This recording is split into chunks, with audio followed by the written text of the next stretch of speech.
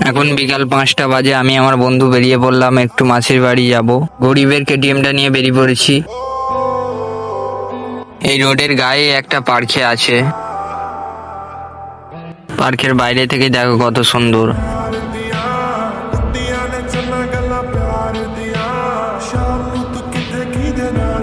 Finally বাগাবেড়িয়া বলে চলে এলাম। মাসির বাড়ি থেকে হয়ে আমরা ফুল বাগানে চলে এলাম ঘুরতে, আমি আমার বন্ধু।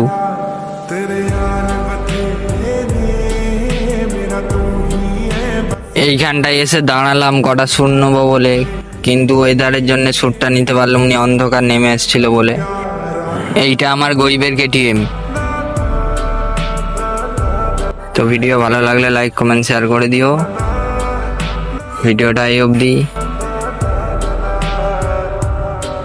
Next video